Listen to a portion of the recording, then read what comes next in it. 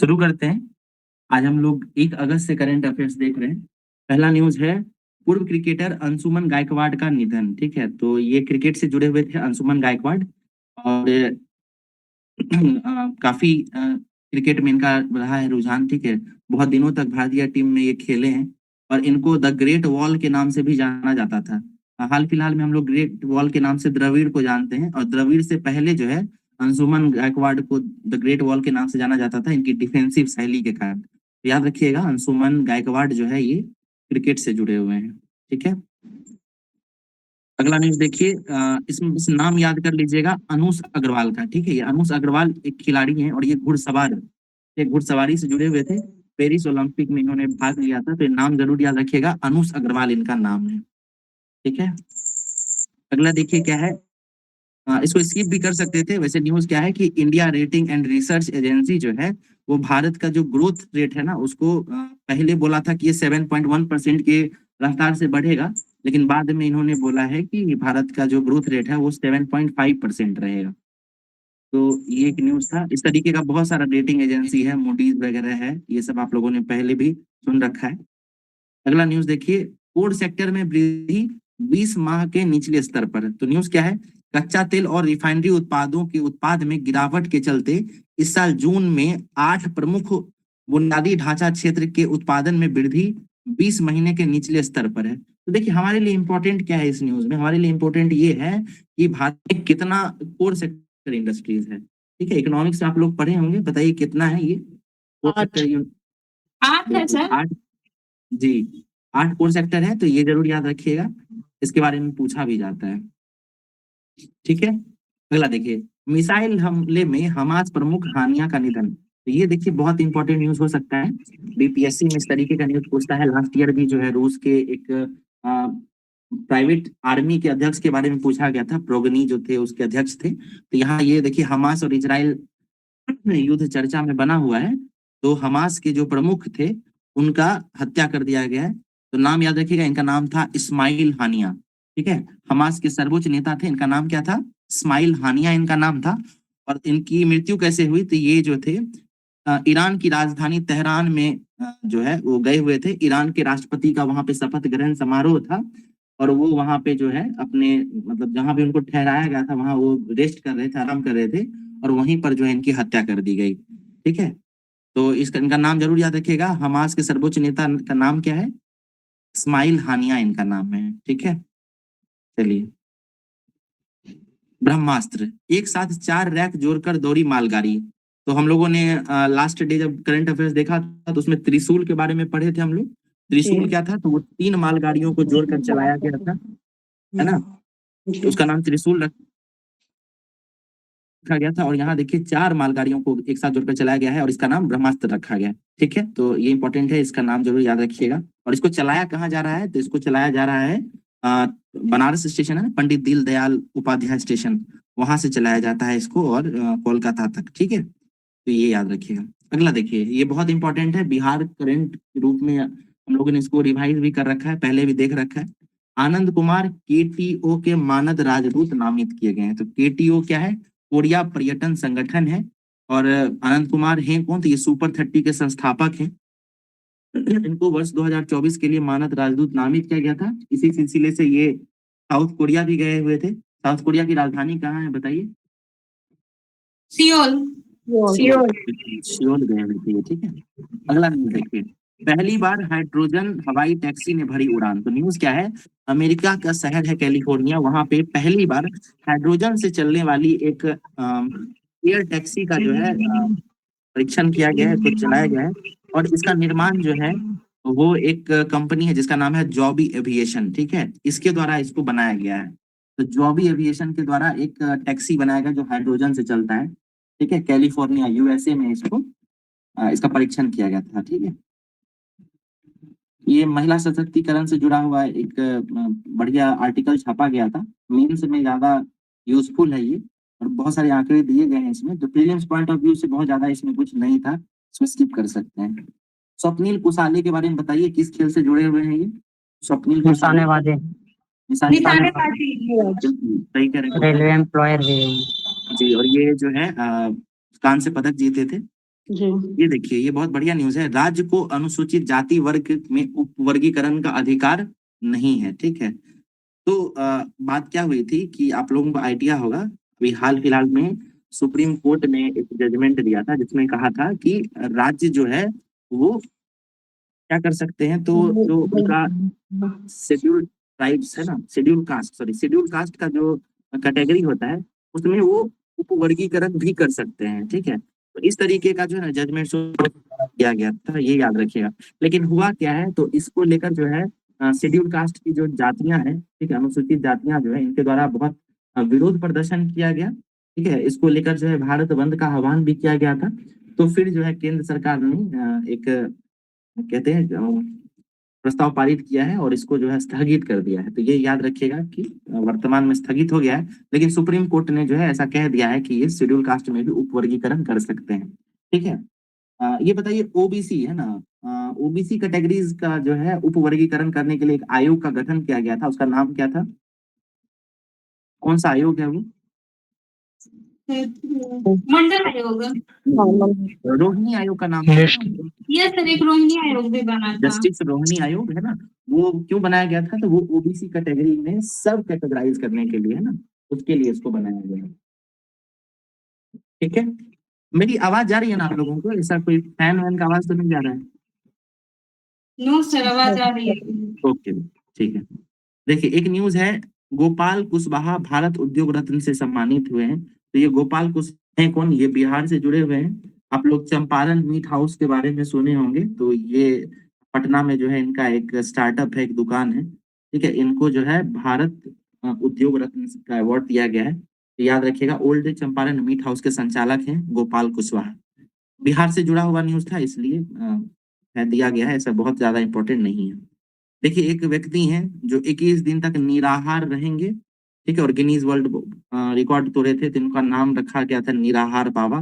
बिहार से जुड़े हुए हैं, इनका नाम है राजेंद्र रेगमी, ठीक है, राजेंद्र रेगमी, और इनका उपनाम दिया गया है निराहार बाबा। तो बिहार से जुड़ा हुआ है इसलिए, और वो क्योंकि ये Guinness book of world record तोड़े हैं, तो इसलिए इनका नाम है, ठीक है। ये देखिए, लेफ्टिनेंट जनरल साधना बनी आर्मी मेडिकल सर्विस की पहला महिला डीजी, ठीक है, डायरेक्टर जनरल बनी है ये। इनका नाम क्या है? लेफ्टिनेंट जनरल साधना, ठीक है। तो फर्स्ट टाइम कोई महिला बनी है और इस तरीके का न्यूज जो है पूछा जाता है, ये याद रखिएगा आप लोग। देखिए, एक बढ़िया न्यूज है, सड़क हादसे के पीड़ित के लिए मुफ्त इलाज योजना। तो ये योजना क्या है? आप लोग नितिन गडकरी का नाम सुने होंगे, ये रोज जो सड़क परिवहन मंत्रालय है वो उसके मंत्री हैं। तो उनके द्वारा ये कहा गया है कि जितना भी सड़क हादसे में अगर कोई हादसा होता है, ठीक है, तो उसके लिए फ्री इलाज किया जाएगा। और ये इलाज जो है आयुष्मान भारत योजना जो है ना, प्रधानमंत्री जन आरोग्य योजना, इसके तहत ही किया जाएगा, ठीक है। और उसी से जो है इनका पैसा डिडक्ट किया जाएगा। तो ये एक बढ़िया प्लान है, ठीक है। ये देखिए, एक ये न्यूज है, भारत की डिजिटल क्रांति ने 80 करोड़ लोगों को गरीबी से बाहर निकाला। तो ये न्यूज क्या है ये समझिए। जो संयुक्त राष्ट्र का 78वां सत्र था, जिसके अध्यक्ष थे डेनिस फ्रांसिस, ठीक है, वो भारत दौरे पे थे और उन्होंने एक स्टेटमेंट दिया था कि भारत में जो डिजिटल क्रांति हुई है उससे भारत ने अपने यहाँ गरीबी को बहुत कम किया है और 80 करोड़ से ज्यादा लोगों को भारत ने गरीबी से बाहर निकाला है। तो ये उनका स्टेटमेंट था, इसलिए ये चर्चा में बना हुआ है, ठीक है।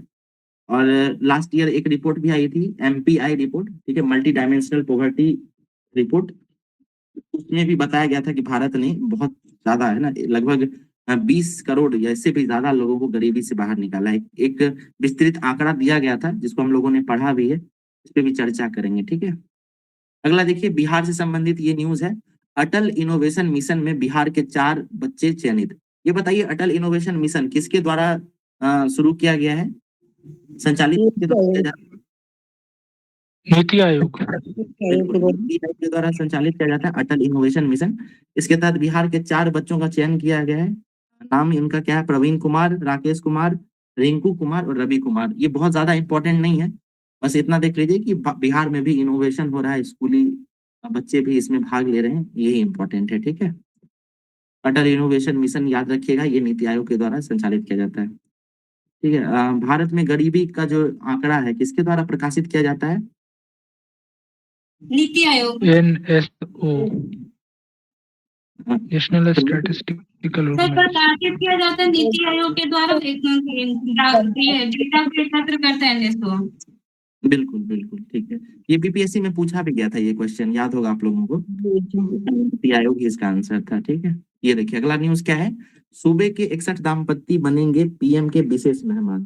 तो हुआ क्या है कि अभी 15 अगस्त को लाल किले में जो प्रधानमंत्री झंडा फहराते हैं, तो पूरे देश में जो 500 आकांक्षी प्रखंड है, वो हर प्रखंड से प्रधानमंत्री मोदी ने एक दाम्पत्य को इनवाइट किया था। तो बिहार में कुल मिलाकर 61 प्रखंड हैं जो आकांक्षी प्रखंड हैं। तो बिहार से कुल 61 दंपत्ति जो है वो प्रधानमंत्री के विशेष मेहमान बन के गए थे। हमारे लिए इम्पोर्टेंट क्या है कि अभी बिहार में कुल मिलाकर 61 प्रखंड ऐसे हैं जो आकांक्षी प्रखंड है। ठीक है, एस्पिरेशनल ब्लॉक्स इसका नाम है। ठीक है, तो ये संख्या जरूर याद रखिएगा, पूछा जा सकता है। ये देखिए तैराकी का विश्व रिकॉर्ड के साथ पैन बने चैंपियन। तो पैन कौन है? ये पैन झानले इनका नाम है। ये चीन के हैं और खिलाड़ी हैं। ठीक है, तैराकी में इन्होंने रिकॉर्ड तोड़ा है। ठीक है, तो ये इनका नाम जरूर याद रखिएगा, पैन झानले इनका नाम है। पटना की अंशु कुमारी ने फिलीपींस में जीता स्वर्ण। तो अंशु कुमारी जो है ये पटना से जुड़ी हुई हैं बिहार से, और इन्होंने मार्शल आर्ट्स में जो है फिलीपींस में एक प्रतिस्पर्धा हुई थी, उसमें इन्होंने स्वर्ण और कांस्य पदक जीता है। तो नाम याद रखिएगा, अंशु कुमारी इनका नाम है, और खेल कौन सा है? तो मार्शल आर्ट्स खेल है। फिलीपींस में इन्होंने पदक जीता है। ये न्यूज देखिए, हम लोगों ने इसको पहले भी डिस्कस कर रखा है। ग्रुप कैप्टन शुभांशु शुक्ला अंतरिक्ष स्टेशन जाएंगे। तो अभी देखिए भारत के 4 लोगों को गगन यात्री के रूप में चयनित किया गया था। इसके बारे में हम लोगों ने पहले भी डिस्कस कर रखा है। लेकिन इसी के बीच में क्या हुआ कि नासा ने भारत के जो ग्रुप कैप्टन शुभांशु शुक्ला है उनको इनवाइट किया था, और उनको गगनयान पे जाने से पहले ही ये नासा अपने तरफ से उनका एक कोई स्पेस प्रोग्राम है, उससे ये इनको इंटरनेशनल स्पेस स्टेशन ले जा रहा था। ठीक है, तो इनका नाम याद रखिएगा, कैप्टन शुभांशु शुक्ला।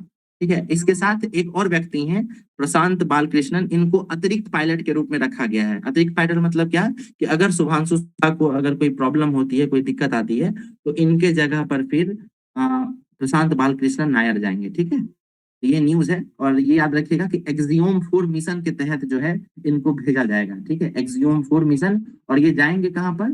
तो इंटरनेशनल स्पेस स्टेशन जाने वाले हैं ये।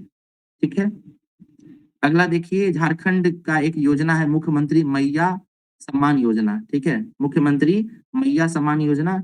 इस योजना के तहत झारखंड में हर महिला को प्रतिवर्ष 12,000 रुपए देने का प्लान बनाया जा रहा है, यानी हर मंथ 1,000। ठीक है, तो मैया सम्मान योजना किस राज्य से जुड़ा हुआ है? झारखंड से, ये याद रखिएगा आप लोग।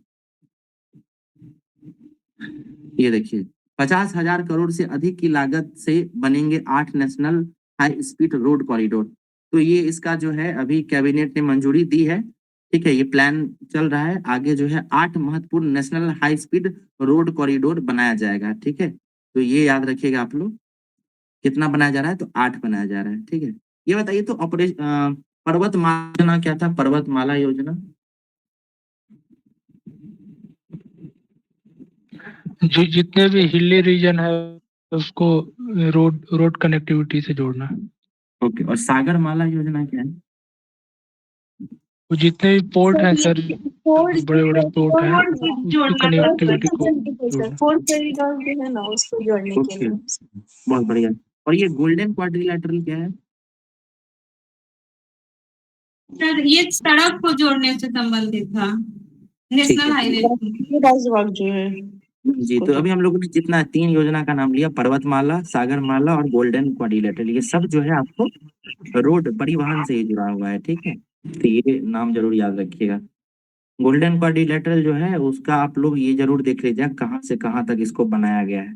ठीक है, तो भारत में इसको जब आप मैप पे देखेंगे तो आपको ये क्वाड्रिलेटरल यानी 4 कोने जैसा दिखेगा। ठीक है, वो दिल्ली है, इधर बंगाल हो गया, नीचे चेन्नई या बेंगलुरु है, इधर गुजरात का कोई जगह है। ठीक है, तो ये चेक कर लीजिएगा एक बार।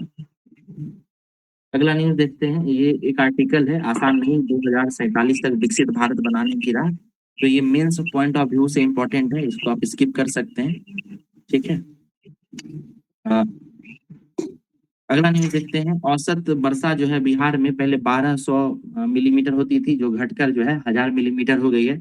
ये चरम जलवायु परिवर्तन जो हो रहा है, इस वजह से ये सारी घटनाएँ देखने के लिए मिल रही हैं, ठीक है? उसके अलावा औसत वार्षिक वर्षा के दिनों की संख्या की बात करें तो 70 पहले होता था, ठीक है? 70 वार्षिक दिन होते थे, ये घटकर 50 से 55 दिन हो गया है, ठीक है? याद रखिएगा। सबसे ज़्यादा बारिश बिहार के किस जिले में होती है? किशनगंज। किशनगंज। अच्छा, और सबसे ज़्यादा गर्मी और सबसे ज़्यादा ठंडा किस जिले में देखा जाता है? गया। गया, ओके। भारत के सीजीआई हैं, chief justice of India D.Y.. Chandrachud, तो इस साल जो है सुप्रीम कोर्ट का 75 वर्ष पूरा हुआ था, ठीक है? तो ये याद रखिएगा कि कितना वर्ष पूरा हुआ है, तो 75 वर्ष हुआ है, ठीक है? आरबीआई का कितना वर्ष पूरा हुआ था? 90। 90 वर्ष। बिल्कुल 90। और आरबीआई से जुड़ा हुआ एक न्यूज़ और बता देते हैं कि आरबीआई जो है ना, क्योंकि उसका 90 साल पूरा हुआ है, तो 90 साल में वो किस तरीके से प्रगति किया है, क्या उसका ऐतिहासिक पृष्ठभूमि रही है, इसको लेकर आरबीआई एक वेब सीरीज भी बनाने का प्लानिंग कर रही है, ठीक है? तो ये भी याद रखिएगा आप लोग, है ना? पूछ सकता है कि किसके द्वारा मतलब किस संस्था के द्वारा जो है एक वेब सीरीज बनाया जा सकता है, तो आरबीआई के द्वारा, ठीक है? उसके बाद देखिए एक रिपोर्ट दिया गया है, ठीक है? इसमें देश के नागरिकता छोड़ने वाले भारतीय कितने लोग नागरिकता छोड़ के दूसरे देश चले गए हैं, इसका एक आंकड़ा दिया गया है, कंपैरेटिव स्टडी है। तो 2011 में 1,22,000 के आसपास लोग विदेश जा रहे थे, और ये आंकड़ा जो है इसी से बहुत दिनों तक रहा था, लेकिन हाल के दिनों में, हाल के 2-3 साल में ये अचानक बहुत ज़्यादा बढ़ोतरी हुई है इसमें, बहुत ज़्यादा संख्या में लोग बाहर पलायन कर रहे हैं। तो हम लोग जो है 2010 के दशक में या 2000 के दशक में ब्रेन ड्रेन का एक थ्योरी पढ़ते थे। ब्रेन ड्रेन क्या था बताइए आप लोग? ब्रेन ड्रेन थ्योरी क्या है? सर वो क्या बोलते हैं, प्रतिभागी नहीं, प्रतिभावान व्यक्तियों का वो चयन किया जाता था विदेश द्वारा, ले जाया जाता जो था। प्रतिभावान लोग होते थे ना, वो पलायन कर जाते थे Yes, sir, बेहतर वही। अपॉर्चुनिटीज के लिए, है ना? ओके, देखिए एक डांसर हैं जिनका नाम है डॉक्टर यामिनी कृष्णमूर्ति, इनका निधन हो गया है। इनको पद्मश्री, पद्म भूषण, पद्म विभूषण सबसे नवाजा जा चुका है, और ये भारतनाट्यम और कुचिपुड़ी दोनों डांस करती थी। इनका नाम याद रखिएगा, यामिनी कृष्णमूर्ति किस चीज से जुड़ी हुई थी? तो ये नृत्यांगना थी, ठीक है? अगला न्यूज देखते हैं। चीन के झोंग बनी चैंपियन, तो ये स्किप कर सकते हैं झोंग वाला। ये देखिए पेरिस ओलंपिक में जो स्पर्धा में जो टेनिस का मैच हुआ था फाइनल में, तो उसमें नोवाक जोकोविच और कार्लोस अल्कराज ये दोनों टकराए थे, दोनों के बीच फाइनल मैच हुआ था, और इसमें नोवाक जोकोविच ये फाइनल जीते थे, और ये गोल्डन स्लैम बने थे। गोल्डन स्लैम क्या होता है? एक ऐसा खिलाड़ी जो 4 ग्रैंड स्लैम कौन सा है? ऑस्ट्रेलियन, फ्रेंच, विंबलडन और यूएस ओपन, इन सब का को तो जीत ही चुका हो, साथ ही साथ जो ओलंपिक का गोल्ड भी जीत चुका हो, तो वैसे खिलाड़ी को गोल्डन स्लैम कहते हैं। अब तक इतिहास में कुल मिलाकर 5 ही खिलाड़ी ऐसे हैं जो ये कारनामा कर चुके हैं, जो गोल्डन स्लैम बन चुके हैं, ठीक है? आगे देखते हैं। एशियन डेवलपमेंट बैंक की एक रिपोर्ट है कि भारत में 2040 तक बढ़ेगी भारत की कामकाजी उम्र की आबादी, ठीक है? तो 15 से लेकर 59 ईयर्स, ठीक है? इस एज ग्रुप में जो लोग रहते हैं, इनको कामकाजी आबादी में कैलकुलेट किया जाता है, ठीक है? और 2040 तक जो है ये आबादी बढ़ेगी, उसके बाद इसमें पतन शुरू होगा, धीरे-धीरे घटेगा ये। अगला न्यूज़ देखिए क्या है? अगला न्यूज़ है विकास के लिए प्रतिबद्धता का परिणाम है अडानी समूह का 1600 करोड़ का निवेश। तो ये अडानी समूह ने कहाँ पे निवेश किया है? तो याद रखिएगा, ये नवादा के वारसिलगंज में किया है। नाम जरूर याद रखिएगा, नवादा का वारसिलगंज। इसमें सीमेंट फैक्ट्री लगाया जाएगा इनके द्वारा, ठीक है? अडानी समूह के द्वारा। इसके अलावा काकोला जलप्रपात भी चर्चा में रहता है, बताइए कहाँ पे है ये, किस जिले में अवस्थित है काकोला जलप्रपात? नवादा। नवादा में ही है। जी। तुतला भवानी कहाँ पे है बताइए? कैमूर। रोहतास। रोहतास। जी। तो देखिए इसके बारे में हम लोगों ने पहले पढ़ रखा है। अभी नई दिल्ली में कृषि अर्थशास्त्रियों का 32वां सम्मेलन चल रहा था। तो भारत मंडपम में, दिल्ली में जो एक बड़ा सा हॉल है भारत मंडपम, उसमें राष्ट्रीय मतलब कृषि अर्थशास्त्रियों का जो है 32वां अंतर्राष्ट्रीय सम्मेलन चल रहा था। इस सम्मेलन में 70 देशों के प्रतिभागी भाग ले रहे थे। तो ये चीज याद रखिएगा। अगला न्यूज देखिए, दलजीत सिंह चौधरी को बीएसएफ का अतिरिक्त प्रभार मिला है। तो बीएसएफ क्या, बॉर्डर सिक्योरिटी फोर्स, उसके डीजी हैं दलजीत सिंह चौधरी, उनको अतिरिक्त प्रभार दिया गया है बीएसएफ का। नाम याद रखिएगा, दलजीत सिंह चौधरी। ठीक है, अगला देखते हैं। इसके बारे में हम लोगों ने एक दिन पहले भी बात किया था कि ओलंपिक का जो रेस हुआ था 100 मीटर प्रतिस्पर्धा में, तो उसमें एक सेंट लूसिया देश है। ठीक है, सेंट लूसिया बहुत छोटा है, ये साइज में बहुत छोटा है, और उसकी एक खिलाड़ी है, ठीक है, सेंट लूसिया की, जिनका नाम क्या है, उनका नाम है जूलियन अल्फ्रेड। ठीक है, जूलियन अल्फ्रेड। तो इन्होंने ये 100 मीटर की प्रतिस्पर्धा को जीत लिया है। और ये चर्चा में इसलिए बना कि सेंट लूसिया जो है वो बहुत छोटा देश है। अब भारत जैसा देश जितना इतना बड़ा है, और पदकों की बात करें तो बहुत कम पदक जीत पाता है। कुल मिलाकर देखिए 140 करोड़ अगर भारतीय हैं, तो उसमें से मात्र 6 पदक इस बार जीता गया, उसमें से भी एक स्वर्ण भी नहीं है। ठीक है, लेकिन सेंट लूसिया जो आबादी में बहुत छोटा, कुछ लाख ही लोग इसमें रहते हैं, और उसमें से जूलिया अल्फ्रेड जो है ये पदक जीती है। ठीक है, तो इनका नाम जरूर याद रखिएगा। ये देखिए, पटना समेत 7 शहरों में बनेंगे गरीबों के लिए बहुमंजिला इमारत। तो ये एक बिहार गवर्नमेंट का एक परियोजना है, जिसके जिसके तहत जो गरीब लोग रहते हैं, जो झुग्गियों में निवास करते हैं, उनके लिए बिहार के 7 जिलों में जो है आवास बनाया जाएगा, और ये बहुमंजिला इमारत होगा। 7 जगह कहाँ-कहाँ है, तो पटना तो है ही, इसके साथ मुजफ्फरपुर, भागलपुर, गया, समस्तीपुर, डेहरी ऑन सोन, इन सब जगहों पर जो है इस तरीके का परियोजना चलाया जाएगा। हिमाचल प्रदेश में अब बच्चों को भी पहनना पड़ेगा हेलमेट। तो एक न्यूज़ है कि हिमाचल प्रदेश में हेलमेट पहनना अनिवार्य कर दिया गया है। कल एक राज्य के बारे में पढ़े थे, जहाँ पे जो है 18 वर्ष से कम उम्र के बच्चों को पेट्रोल नहीं दिया जाएगा। कौन सा राज्य था वो? इराक। नहीं, नहीं है, पेट्रोल वाला था, यूपी यूपी यूपी था, यूपी है ना। यूपी में 18 साल से कम उम्र के बच्चों को जो है वो पेट्रोल ही नहीं दिया जाएगा। ठीक है, सड़क दुर्घटना से बचने के लिए इस तरीका का उपाय लगाया गया है। युग युगीन भारत म्यूजियम में बिहार को मिला सर्वश्रेष्ठ म्यूजियम का पुरस्कार। तो भारत सरकार का संस्कृति मंत्रालय के द्वारा जो है युग युगीन भारत म्यूजियम, ये एक प्रोग्राम चलाया जा रहा है, कार्यक्रम था भारत मंडपम में, और इसमें बिहार को सर्वश्रेष्ठ म्यूजियम का अवार्ड मिला है। तो ये याद रखिएगा। ठीक है, क्योंकि बिहार का म्यूजियम टॉप पे आया है, प्रथम स्थान पर, तो हो सकता है कि ये पूछा जा सकता है। मखाने की खेती का होगा फसल बीमा। तो मखाना उत्पादन जानते होगा, सहरसा का जो क्षेत्र है, पूर्णिया, इन सब जगहों पर मखाना का उत्पादन होता है। दरभंगा क्षेत्र में भी होता है ये सब। ठीक है, तो उसके लिए जो है फसल बीमा कराया जाएगा, यानी अगर मखाना का फसल खराब होता है, तो उसके लिए जो है बीमा दिया, मतलब उसको प्रोटेक्ट किया जाएगा सरकार के द्वारा। ठीक है, और पटना में जो है मखाना महोत्सव भी मनाया गया है, तो ये याद रखिएगा। ठीक है, मिर्ची की फसल ना लगी तो मिलेगी सहायता। बिहार सरकार जो है मिर्ची की फसल को लेकर जो है उसमें भी बीमा कवर दे रहा है, और 75% तक जो है उसको कवर करने का बात किया गया है। अगर कोई फसल खराब होता है तो 75% तक जो है पैसा दिया जाएगा। ये भी न्यूज़ उसी से जुड़ा हुआ है, मिर्ची की फसल से जुड़ा हुआ है। ठीक है, देखिए जोकोविच के बारे में हम लोग बात कर चुके हैं। नोवाक जोकोविच जो है ये गोल्डन स्लैम जीत चुके हैं। ठीक है, गोल्ड मेडल जीते थे ये पेरिस ओलंपिक में। अब रिपीटेड न्यूज़ ही ज़्यादा मिल रहा है ना, तो कवर करना बहुत आसान है। ये देखिए, आधी दुनिया में भारतीयों के लिए आसान वीज़ा। तो भारतीयों के लिए एक वीज़ा से संबंधित एक रिपोर्ट छपता है, जिसका नाम क्या है बताइए? Henley passport index. हेलो ठीक है, पासवर्ड तो इसमें बिल्कुल, इसमें भारत का स्थान 82वां है।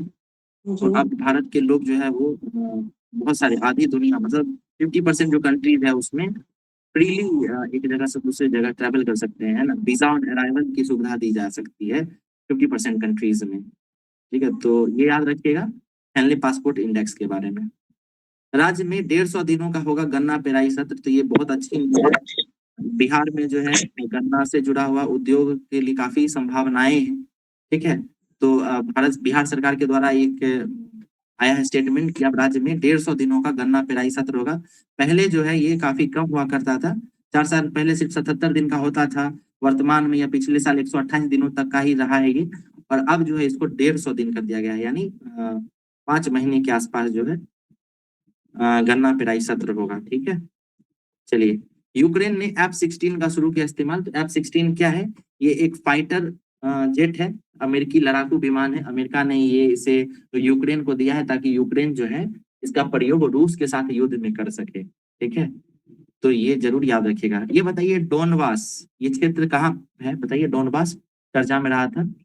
यूक्रेन और रशिया के यूक्रेन का ही बारे सर, में है। यूक्रेन जी। का ही। तो डोनबास के साथ एक और क्षेत्र चर्चा में रहा था, उसका नाम याद है क्या? जापोरेजिया। नहीं, जापोरेजिया तो कहीं और है। नहीं मतलब डोनबास डोनबास के साथ एक और जगह था ये, क्योंकि यूक्रेन का ना 2 अलग-अलग राज्य था। ठीक है, ओके, एक बार देख लेंगे इसको, बात करेंगे। देखिए, लाल किले से नारी सशक्तिकरण का संदेश देती 150 महिला सरपंच। तो अभी हम लोगों ने बात किया था कि बिहार से जो है 61 दंपत्ति जाने वाले थे फ्लैग होस्टिंग में। तो इसी के साथ क्या हुआ देखिए कि 150 महिला सरपंचों को भी जो है इनवाइट किया गया था। तो 150 महिला सरपंचों को इनवाइट किया था पूरे भारत से, और इसमें बिहार से 20 महिला सरपंच जाएंगे। ठीक है, तो बिहार से कितने जाएंगे? तो याद रखिएगा 20 जाएंगे। बांग्लादेश में तख्ता पलट हो गया था, इसका चर्चा हम लोगों ने पहले भी कर रखा था। शेख हसीना जो है वहाँ की प्रधानमंत्री थी, इनको हटा दिया गया था, और अब जो है वर्तमान में वहाँ पे सरकार के मुखिया कौन बने हैं? बताइए। यूनुस मोहम्मद यूनुस। मोहम्मद यूनुस। उनको 2006 में नोबेल प्राइज दिया गया था, और वो अभी वहाँ के मुखिया हैं। देखिए, नितिन गडकरी के द्वारा जो है वस्तु बिहार को जो है सर्वश्रेष्ठ रियल एस्टेट कंपनी का खिताब दिया गया, यानी उसका अवार्ड दिया गया है। तो वस्तु बिहार के जो सीईओ हैं, जिनका नाम है सार्थक तिवारी, इनको सर्वश्रेष्ठ रियल एस्टेट कंपनी का अवार्ड दिया गया है। ठीक है, ये चर्चा में रहा था। उसके बाद देखिए, फॉर्च्यून ग्लोबल 500 में 86वें स्थान पर रही रिलायंस इंडस्ट्रीज। तो फॉर्च्यून ग्लोबल का रिपोर्ट आता है, काफी प्रचलित भी है। ये बताता है कि किस कंपनी का क्या हैसियत है वैश्विक स्तर पर। तो इसमें जो है 46वें स्थान पर रिलायंस इंडस्ट्रीज रही है। ठीक है, ये याद रखिएगा। इसके अलावा वॉलमार्ट जो है अमेरिकी कंपनी, ये लगातार 11वें वर्ष इस सूची में प्रथम स्थान पर रही है। ठीक है, इसके अलावा भारत की और भी बहुत सारी कंपनियां हैं, जैसे LIC है, फिर IOC है। ठीक है, ये सब कंपनीज भी जो है अच्छे रैंक पर रही हैं। इसके बारे में हम लोग अभी बात करेंगे थोड़ी देर में। ठीक है, समापन समारोह में मनु भाकर होंगी ध्वजवाहक। तो देखिए, मनु भाकर ये किससे जुड़ी हुई हैं? बताइए, 2 ब्रॉन्ज जीती हैं ये शूटिंग से। और समापन समारोह में मनु भाकर के साथ एक और कौन से व्यक्ति थे जो श्रीजेश, बिल्कुल हॉकी से जुड़े हुए थे। देखिए, बांग्लादेश में जो तख्ता पलट हुआ है उससे जुड़ा हुआ ये न्यूज है, और बांग्लादेश में जो है तख्ता पलट यानी कू का एक इतिहास रहा है। इससे पहले भी कई बार वहां पे इस तरीके की घटना हो चुकी थी। तो इसके बारे में यहाँ पे एक आंकड़ा दिया गया। सबसे पहले 1975 में जो है वहां पे तख्ता पलट हुआ था। ठीक है, उसके बाद 1981-82 में भी इस तरीके की घटना देखी गई। फिर 2007 में सेना प्रमुख ने तख्ता पलट किया था। फिर 2009 में विद्रोही अर्धसैनिक बलों ने ढाका में जो है डेरा डाल के इस तरीके की कोशिश की, और 2012 में भी ऐसा कुछ हुआ है, और फिर 2024 में भी हुआ है। ठीक है, 2024 वाला याद रखिएगा। क्यों हुआ था वहां पे बांग्लादेश में इस तरीके का घटना? इसका कारण क्या रहा है बताइए, किन्हीं को अगर आइडिया है तो। बांग्लादेश जो तख्ता पलट हुआ है, वहां पे जो विद्रोह हुआ, ये विद्रोह क्यों भड़का था? रिजर्वेशन को लेकर बस। रिजर्वेशन को लेकर सर। बिल्कुल, और तो सरकारी सर आंतरिक मामले में एक माना जा रहा है कि अमेरिका का भी हाथ है, क्योंकि वो पोर्ट मांग रहा था, जो पोर्ट का नाम है शायद बिल्कुल बिल्कुल, अभी मिलेगा ये। सेंट लूसिया के बारे में शायद आप बात करें। Yes sir, yes sir. Saint Louis sir. जी, देखिए, हुआ क्या है कि बांग्लादेश में जो है, चूंकि बांग्लादेश की आजादी 1972 में हुई। ठीक है, तो उस समय क्या हुआ कि बांग्लादेश के बहुत सारे लोग जो भी स्वतंत्रता आंदोलन में भाग लिए थे, उनको लगभग 40% के आसपास आरक्षण दिया गया, और वो आरक्षण धीरे धीरे उसकी सीमा को बढ़ाया गया। ठीक है, तो उस समय जो स्वतंत्रता संघर्ष में भाग लिए थे उनको तो दिया ही गया, इसके अलावा उनके अगला जनरेशन हुआ उसको भी दिया गया, फिर उसका अगला जनरेशन जो है उसको भी इसमें हिस्सा दिया गया। तो इसको लेकर जो है ये आक्रोश था लोगों में। ठीक है, असल में हुआ क्या कि जो जनरल कैटेगरी होती है ना, सामान्य वर्ग के लिए जो कोटा था ना, वो बहुत कम हो गया था। ठीक है, इस वजह से ये आक्रोश भड़का और धीरे-धीरे ये आंदोलन बढ़ता गया और यही जो है एक तख्ता पलट के रूप में आपको देखने के लिए मिल रहा है। इसके बीच में क्या हुआ है कि शेख हसीना के द्वारा कुछ स्टेटमेंट भी इस तरीके का दिया गया, है ना? उन्होंने जो वैसे लोग जो स्वतंत्रता आंदोलन में भाग नहीं लिए थे, उनको है ना बहुत आपत्तिजनक शब्दों से वो बोल रही थी उनके लिए। तो इन सब चीज़ों को लेकर जो है ये हिंसा और भड़क गई है, ठीक है? ये कारण रहा था। अच्छा, ये देखिए एक छात्र आंदोलन के मुख्य चेहरा रहे नाहिद इस्लाम, इनका नाम ज़रूर याद रखिए, यूनिवर्सिटी के स्टूडेंट थे, ठीक है? नाहिद इस्लाम ये ढाका यूनिवर्सिटी के थे और ये समाज शास्त्र के छात्र हैं, ह्यूमन राइट्स एक्टिविस्ट भी हैं। देखिए ये क्यों बताया, ऐसा इतना इम्पोर्टेंट नहीं है, बट ये समझिए कि कोई भी आंदोलन होता है ना, उसमें जब युवा वर्ग का जब पार्टिसिपेशन होता है, तो उसका जो है आकार बदल जाता है ना? अब जैसे 1975 का जो आंदोलन है, कौन-सी क्रांति था जेपी के द्वारा? बताइए। संपूर्ण क्रांति। संपूर्ण क्रांति। तो संपूर्ण क्रांति जो हुआ उसमें भी युवा वर्ग जो थे वो बहुत बढ़-चढ़ के हिस्सा लिए थे। तो आप गौर करेंगे कि उसका भी आकार जो था, उसका भी पैमाना बहुत व्यापक हो गया था। तो ये सारी चीज़ें देखने के लिए मिलती है। तो बांग्लादेश में भी देखिए नाहिद इस्लाम जो है ये इसमें हिस्सा में लिए थे वो, और ये अभी वर्तमान में जो सरकार है ना बांग्लादेश की, उसमें भी ये किसी पद पे हैं, ठीक है? तो इनका नाम ज़रूर याद रखिएगा, नाहिद इस्लाम का। देखिए ये लल्लन सिंह अब कौन से मंत्री हैं ये बताइए? पशुपालन, मत्स्य पालन, बिल्कुल, पशुपालन, मत्स्य पालन और पंचायती राज, ये सब इनके पास है। ये कहे हैं कि 10 साल में मछली उत्पादन जो है 2 गुना बढ़ गया है, ठीक है? मछली उत्पादन से जुड़ा हुआ आंकड़ा हम लोग पहले पढ़ चुके हैं। बताइए बिहार में कौन-सा जिला जो है मछली उत्पादन में टॉप पे है? मधुबनी, दूसरे नंबर पर दरभंगा, दरभंगा। बिल्कुल। ये देखिए अगला न्यूज़ है, जियोलॉजिकल सर्वे ऑफ इंडिया जो है वो बिहार के 13 जिलों में खनिज की खोज की है, ठीक है? तो 13 जिला कौन-कौन सा है ये चर्चा में रहा है। ये नाम याद रखिएगा, मुजफ्फरपुर, समस्तीपुर, बांका, जमुई, लखीसराय, मुंगेर, भागलपुर, खगड़िया, औरंगाबाद, गया, रोहतास, नालंदा, नवादा। मतलब जो भी ऐसा जिला जो आपको लग रहा हो कि यहाँ पे खनिज पाया जा सकता है, उन सभी जिलों में जो है ये जियोलॉजिकल सर्वे ऑफ इंडिया वो खुदाई करेगी और वहां से खनिज निकालेगी, ठीक है? तो ये बिहार ही नहीं, इसके अलावा झारखंड के भी 3 जिलों में जो है ये खोदने का काम कर रही है, ठीक है? वहां भी निकाल रही है, ठीक है? अगला न्यूज़ देखिए क्या है, बांग्लादेश से जुड़ा ही हुआ है कि वहां पे जो है आक्रोश जब भड़का तो वहां कुछ हिंदुओं और मंदिरों पर हमला किया गया था। तो ये छुटपुट न्यूज़ है, इसको छोड़ सकते हैं, स्किप कर सकते हैं। ये देखिए ये बिहार सरकार की बहुत बड़ी योजना है, होम स्टे योजना, ठीक है? तो ये होम स्टे योजना है क्या? तो बिहार सरकार के द्वारा एक इस तरीके का योजना चलाया जा रहा है, जिसमें क्या हुआ कि जितना भी टूरिस्ट प्लेस है, वहां पर अगर कोई बड़ा-बड़ा होटल या इस तरीके का चीज़ नहीं है, तो वहां आस-पास के ग्रामीण जो है वो खुद ही अपने घर में कुछ कमरा जो है उसको टूरिस्ट को वो भाड़ा पर दे सकेंगे। तो इसी को होम स्टे योजना का नाम दिया गया है। तो अभी कुल मिलाकर 22 जगहों को चिन्हित किया गया है इसके लिए, ठीक है? तो ये बढ़िया न्यूज़ है, याद रखिएगा। इसका नाम क्या है? होम स्टे योजना, ठीक है? अगला देखते हैं, मखाना की भंडारण इकाई पर 75% दिया जाएगा अनुदान।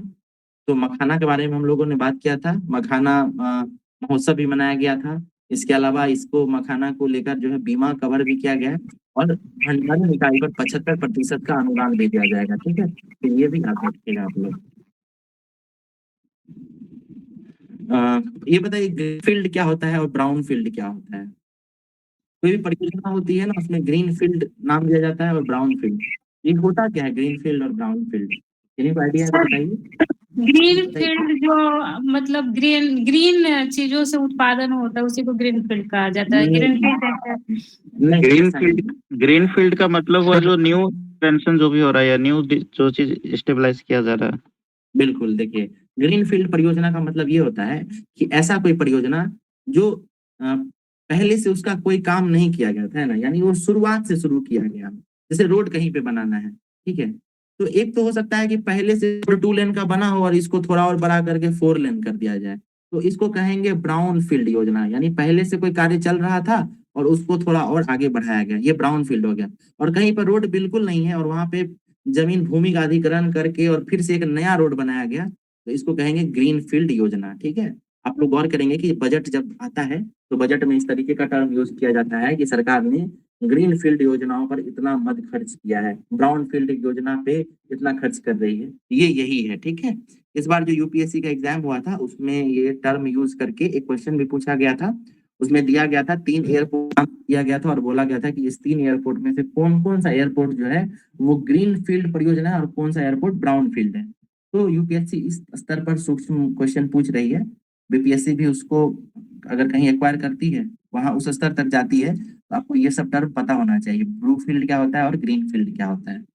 ठीक है, ये देखिए अगला न्यूज क्या, अवैध बालू खनन की सूचना देने वालों को 10,000 तक पुरस्कार। तो ये बालू जो है ना, बिहार में इसका माफिया मतलब सिंडिकेट चलता है। ठीक है, तो अगर कोई इस तरीके का न्यूज देता है बालू खनन से जुड़ा हुआ तो सरकार उसको 10,000 तक पुरस्कार देगी। ठीक है, चलिए एक क्वेश्चन हम फ्रेम करते हैं, बालू से जुड़ा हुआ है, जिनको आइडिया हो बताइएगा। आप गौर करेंगे कि बिहार के कुछ चुनिंदा नदियों में ही बालू खनन किया जाता है। ठीक है, समझ रहे हैं, जो घर बनाने वाला बालू होता है ना, येलो कलर का जो बालू होता है, तो ऐसा क्यों होता है कि ये हर नदी में क्यों नहीं पाया जाता है बिहार में, कुछ ही नदी में क्यों पाया जाता है? जैसे आप गौर करेंगे कि नदी में ये बालू पाया जाता है। इसके अलावा जो गया में नदी है, कौन सी नदी है गया में, फल्गु नदी, उसमें भी इस तरीके का पाया जाता है। तो ऐसा क्यों है, गंगा नदी में इस तरीके का बालू क्यों नहीं पाया जाता है? क्या रीजन हो सकता है बताइए, ज्योग्राफी से जुड़ा हुआ है ये, अगर आइडिया लगाएंगे तो आप आंसर दे सकते हैं इसका। यस सर, जो पहाड़ से निकलती है नदी उसमें ज्यादा बालू होती है क्योंकि चट्टानों को तोड़ते हुए लाती है, और जो नदी झील या झरना से निकलती है उसमें बालू कम होता है। गंगा वैसे भी प्लेन एरिया में बहते बहते बिहार में पहुंच रही है। हाँ बिल्कुल बिल्कुल सही कह रही हैं आप। तो नदी जो है ना वो स्तर से बहती है। ठीक है, ऊपर में भाबर, तराई, ठीक है, बांगर, वहां पे खादर, और इस तरीके से 4 स्तर से चलती है ना। तो शुरुआती यस दौर में जब ऊपर रहती है ना तो ये पहाड़ों को तोड़ते हुए बहती है, जब तोड़ के बहेगी ना तो वो धीरे धीरे क्या होगा, निचले स्तर तक आते आते कुछ दूर तक वो छोटे छोटे कंकर पत्थर को लेके आते हैं, यही तो बालू होता है जिसको हम लोग प्रयोग करते हैं ना। तो गौर कीजिएगा कि ढलाई के लिए अलग बालू का इस्तेमाल होता है, प्लास्टर करने के अलग बालू का प्रयोग होता है।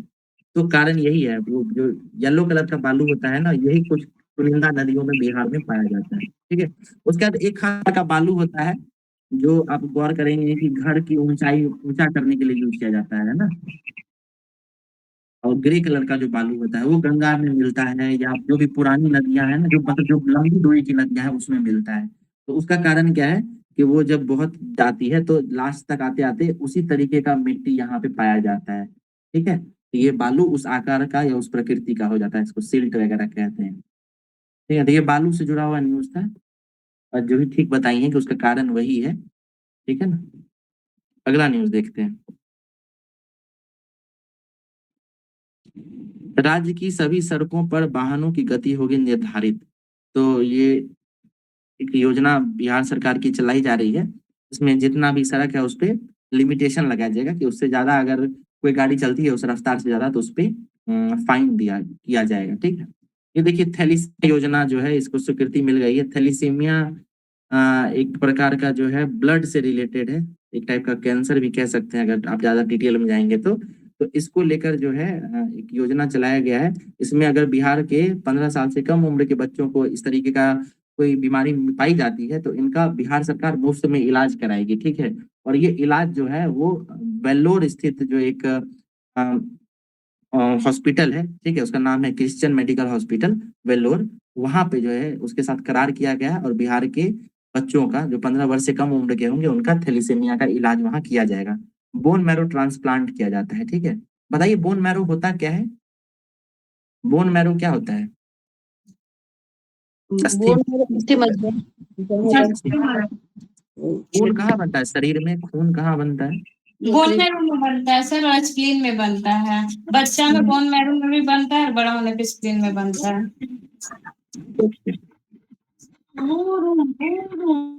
राष्ट्रपति द्रौपदी मुर्मू को फिजी का सर्वोच्च नागरिक सम्मान, तो राष्ट्रपति मुर्मू जो है वो 3 देशों के यात्रा पर गई हुई थी। ठीक है, जैसे तिमोर लिस्ते भी गई हुई थी, फिजी भी गई हुई थी। तो उनको जो है यहाँ पे फिजी में वहाँ के राष्ट्रपति हैं रातू विलियम लिली, ठीक है, नाम क्या है, रातू विलियम मोलाविवी, इनके द्वारा सर्वोच्च नागरिक सम्मान दिया गया है। नाम क्या है, companion of the order of Fiji, ठीक है। ये किसको दिया गया है, तो ये भारत के राष्ट्रपति हैं द्रौपदी मुर्मू, उनको दिया गया है companion of the order of Fiji, ठीक है। तो इसमें देखिए नाम फिजी लिखा गया है, तो याद करना काफी आसान है। बस ये याद रखिएगा कि प्रधानमंत्री को नहीं दिया गया बल्कि राष्ट्रपति को दिया गया है, ठीक है। इसको स्किप करते हैं, अगला न्यूज देखते हैं। इनका नाम आप लोग पता होगा, विनेश फोगाट है। 100 ग्राम वजन इनका बढ़ गया था, ठीक है। कौन से कैटेगरी में ये पहलवानी कर रही थी, क्या 50 केजी वर्ग में। 50 केजी, बहुत बढ़िया।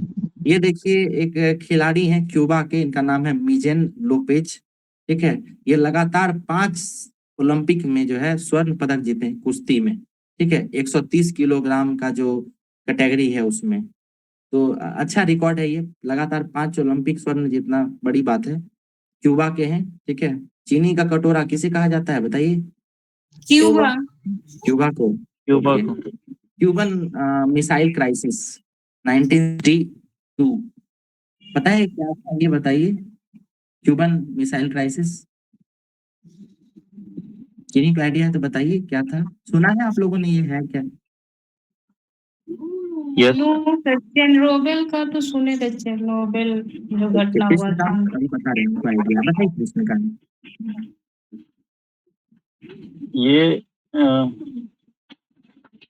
ये मैं तक 9 जी हाँ बताइए। बताइए। ठीक है, देखिए ये नॉर्थ का है, ठीक है, इस तरीके से है ऐसा, और फिर यहाँ पे आपको साउथ अमेरिका है, ठीक है। और यहीं पर जो है नीचे में यहाँ क्यूबा देश है, ठीक है। अब क्यूबा के एक समय में राष्ट्रपति हुआ करते थे फिडेल कास्त्रो, वो एक साम्यवादी नेता थे, कम्युनिस्ट नेता आप कह सकते हैं उनको, और इनका प्रभाव जो वो कम्युनिज्म को लेकर था, इनका झुकाव था, ठीक है। और यूएसए के बारे में आपको पता होगा कि ये एक कैपिटलिस्ट कंट्री है, ठीक है। कैपिटलिस्ट और कम्युनिस्ट के बारे में आइडिया है ना आप लोगों को, इकोनॉमी में पढ़ते होंगे, ठीक है। अलग अलग आइडियोलॉजी बस ये। तो 1945 यानी जो सेकेंड वर्ल्ड वॉर खत्म हुई, उसके बाद एक कोल्ड वॉर का दौर चला। कोल्ड वॉर क्या था, तो 2 अलग अलग विचारधाराओं को लेकर जो है दुनिया बट गई थी। एक तरफ कैपिटलिस्ट सोच वाले लोग थे और एक तरफ थे कम्युनिस्ट सोच वाले लोग, ठीक है। कैपिटलिस्ट सोच वाले लोग जो थे, या उसकी उनका जो देश था, वैसे उसका हेड यूएसए कर रहा था, ठीक है, यूएसए। और जो कम्युनिस्ट आइडियोलॉजी वाला देश था, इसका हेड कर रहा था यूएसएसआर, ठीक है। इसमें बहुत सारा देश था, इसमें बहुत सारा देश था। यूएसए ने मतलब जो कैपिटलिस्ट कंट्री का ग्रुप था, इन्होंने अपना एक संगठन बना लिया था मिलिट्री का, इसका नाम इन्होंने नेटो दिया था। नाम सुना होगा आप लोगों ने, नेटो अभी भी चर्चा में रहता है। वहीं पर कम्युनिस्ट पार्टी वाले जो लोग थे, यूएसएसआर की अध्यक्षता में, इन्होंने वार्सोवा पैक्ट बनाया था, ठीक है। तो इस तरीके से विश्व 2 धड़ी में बटा, ठीक है। अब हुआ क्या कि चूंकि अमेरिका के नीचे में क्यूबा था और क्यूबा का संपर्क रूस से था, ठीक है, रूस के साथ इसका ज्यादा मित्रता था, तो रूस ने क्या किया, अपने यहाँ से कुछ परमाणु मिसाइलों को लाकर क्यूबा में यहाँ पे रख दिया था, ठीक है। और आपको पता होगा कि पुराने जमाने में ये मतलब लॉन्ग रेंज का मिसाइल तो था नहीं, तो अगर किसी देश को अटैक करना होता था तो उसको उसके निकट पहुंचना होता था, ठीक है। तो अब रूस जो था ना, वो अमेरिका के निकट पहुंच गया था, देख रहे हैं, बहुत नजदीक आ गया था।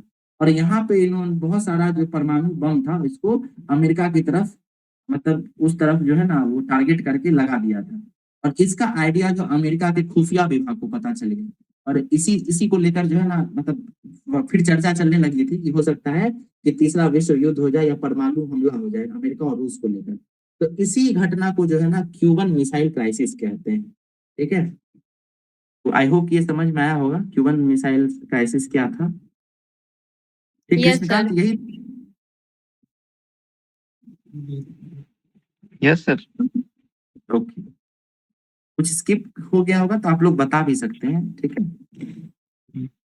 अगला देखिए क्या है, रिलायंस ने दिया 1.86 यानी 1.86 लाख का कर। समझिए क्या है कि जो रिलायंस इंडस्ट्रीज है उसने राजस्व जमा किया है, और ये राजस्व बहुत ज्यादा है, 1,86,000 करोड़ के आसपास का है। ये आंकड़ा समझिए इतना बड़ा है कि जो भारत सरकार का जो कुल केंद्रीय बजट है, उसका 3.86% ये आंकड़ा है। यानी इतना जो है लगभग 4% ये सिर्फ रिलायंस इंडस्ट्रीज के द्वारा जमा किया गया है। ये बढ़िया न्यूज है, ये याद रखिएगा। ये देखिए न्यूज क्या है, माइक्रोसॉफ्ट, टीसीएस और अमेजन इंडिया की सबसे आकर्षक नियोक्ता ब्रांड। नियोक्ता ब्रांड मतलब क्या होता है कि सबसे ज्यादा लोगों को नौकरी देने के मामले में टॉप पे कौन सा रहा है, तो माइक्रोसॉफ्ट रहा है पहले नंबर पे, यानी सबसे ज्यादा भारतीय लोगों को माइक्रोसॉफ्ट ने नौकरी दी है संख्या में, फिर टीसीएस ने दिया और फिर अमेजोन ने दिया है। तो ये जरूर याद रखिएगा, सबसे बड़ा नियोक्ता ब्रांड कौन सा है, तो ये माइक्रोसॉफ्ट है। ठीक है, कल हम लोगों ने माइक्रोसॉफ्ट से जुड़ा हुआ एक न्यूज पढ़ा था, ठीक है, ब्लू स्क्रीन प्रॉब्लम हो गया था उसमें। तो कौन सी कंपनी का सॉफ्टवेयर था जिसके कारण ये ब्लू स्क्रीन प्रॉब्लम हुआ था, बताइए नाम। CrowdStrike, CrowdStrike, Microsoft की third party app, cyber security. बिल्कुल साइबर सिक्योरिटी से जुड़ा हुआ था, बहुत बढ़िया। ये देखिए न्यूज क्या है, झारखंड में अब ईडी सीबीआई को जांच से पहले लेनी होगी अनुमति। तो आप लोगों को आइडिया होगा कि वहां झारखंड के जो मुख्यमंत्री थे हेमंत सोरेन, उनके ऊपर जो है ईडी का है ना छापा पड़ा था, और उसके कारण जो उनको चीफ मिनिस्टर का पोस्ट भी छोड़ना पड़ा था।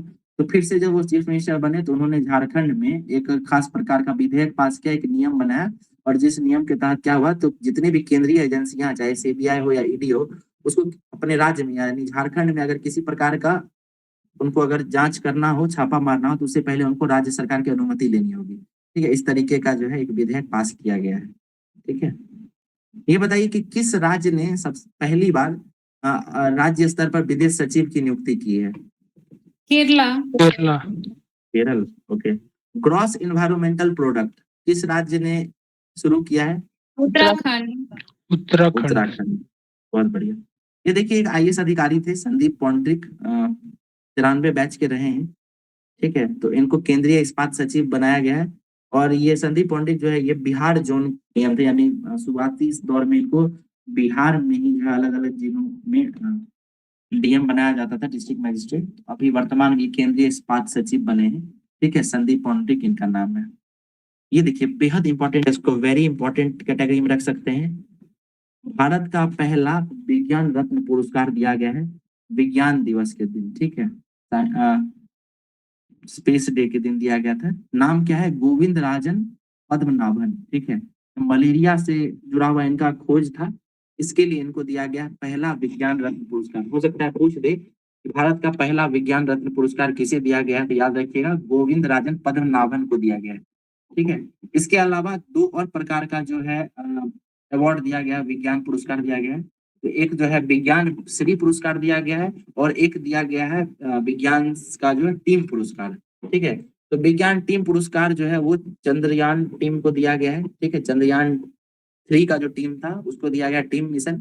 उसके अलावा विज्ञान श्री का पुरस्कार जो है बहुत सारे वैज्ञानिकों को दिया गया है, और अगर आपको विज्ञान रत्न पुरस्कार का बात किया जाए तो ये गोविंद राजन पद्मनाभन को दिया गया है, और ये मलेरिया के शोध के लिए जुड़ा हुआ था। ठीक है, ये देखिए बांग्लादेश में था पलट हुई है, उससे जुड़ा हुआ न्यूज है। आगे देखते हैं, 4 राज्यों में लागू नहीं किया है आरटीई कानून। तो आरटीई क्या है, राइट टू एजुकेशन कानून है, और ये भारत के 4 राज्यों में अभी वर्तमान में लागू नहीं है। ठीक है, ये दुखद है क्योंकि इतना अच्छा कानून है एजुकेशन से जुड़ा हुआ। ठीक है, तो कौन कौन से राज्य में लागू नहीं हुआ है, तो ये देखिए पंजाब में ये लागू नहीं हुआ है, उसके अलावा बंगाल में नहीं है, केरल में भी नहीं है, और तेलंगाना में भी नहीं है। ये 4 राज्यों में राइट टू एजुकेशन कानून लागू नहीं है। ठीक है,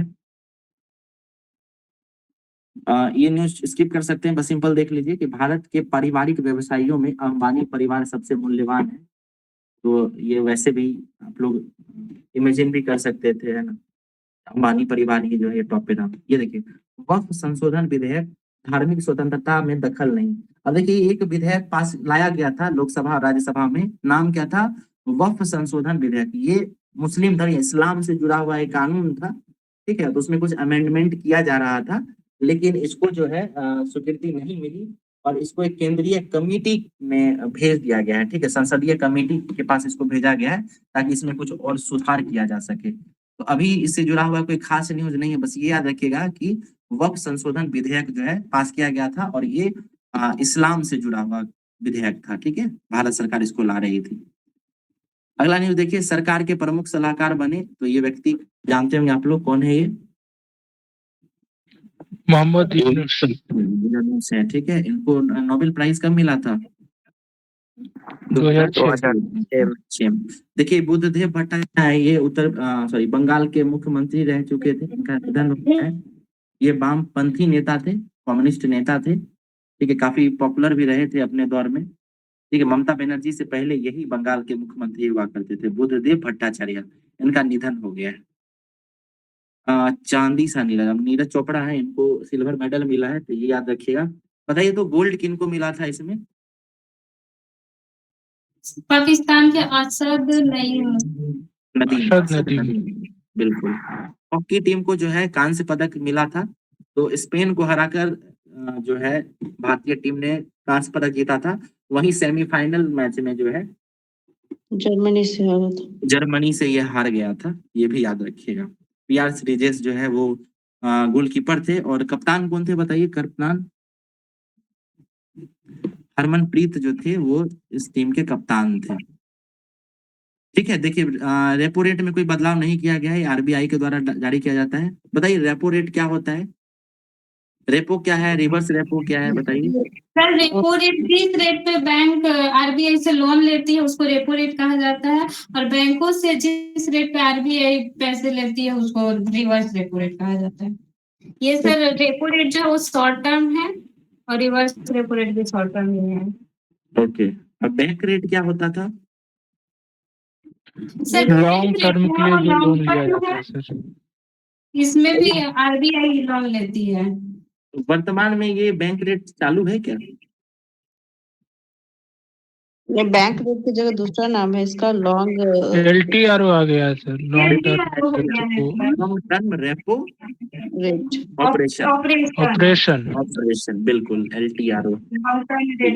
MSF क्या है? MSF बताइए, MSF क्या होता है? Marginal standing facility. Standing facility, yes sir. तो इसमें क्या होता है? पैसा लिया जाता है आरबीआई के द्वारा कि पैसा दिया जाता है? इसमें सर आरबीआई के द्वारा पैसा दिया जाता है।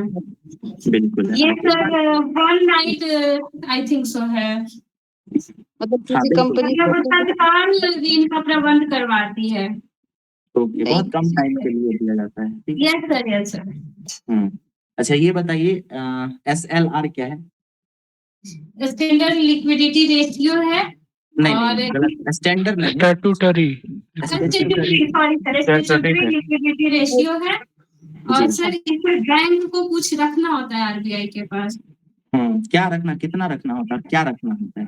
200 करोड़ का रखना होता 200 करोड़ है, जिसमें 85 करोड़ या सर शायद 85 करोड़ गोल्ड रखना होता है। है। 115 गोल्ड, कैश और ये सिक्योरिटी भी रख सकता है। ये तो परसेंटेज में था ना, आप लोग करोड़ में बता 40% था सर, 40%। ये आंकड़ा बदल गया है, 40% पहले होता था, अब ये 19 और 17% के आसपास ट्रैवल करता है ना।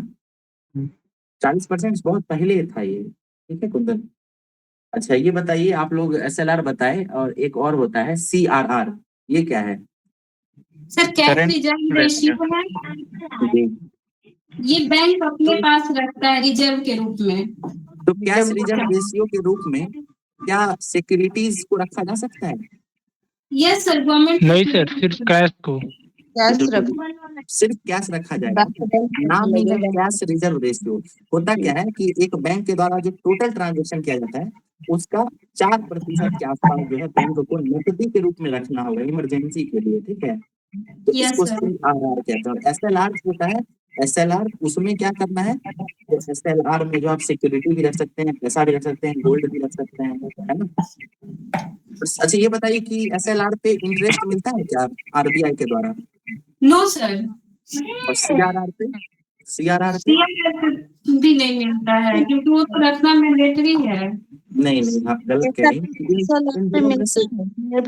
हैं।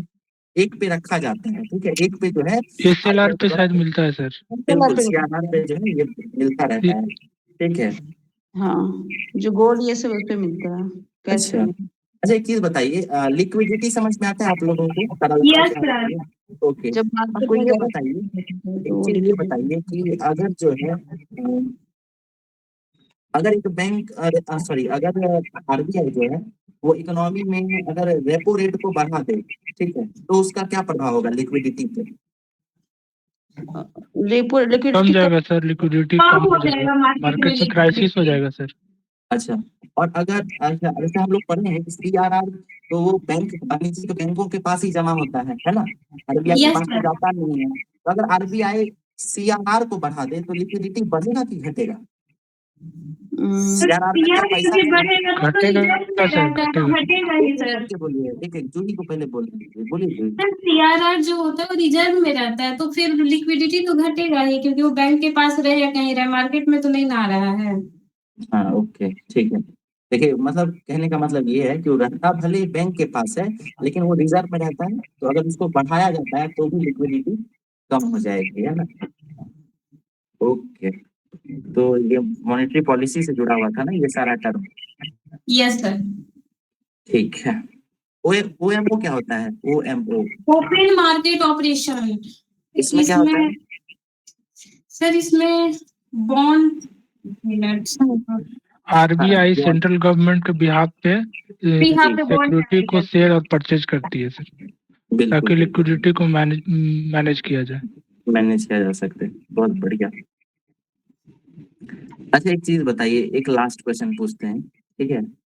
हाल फिलहाल में एक ऐसा रूल आया था कि कोई भी जो वाणिज्यिक बैंक है उसको अपना मतलब कोई भी जैसे हम लोग हैं ना, हम लोग अगर बैंक अकाउंट में पैसा रखते हैं तो कुछ मिनिमम अमाउंट जो है ना बैंक को उसको रिजर्व रखना होगा ताकि वो आपात की स्थिति में हम लोगों का पैसा वापस कर सके, ठीक है।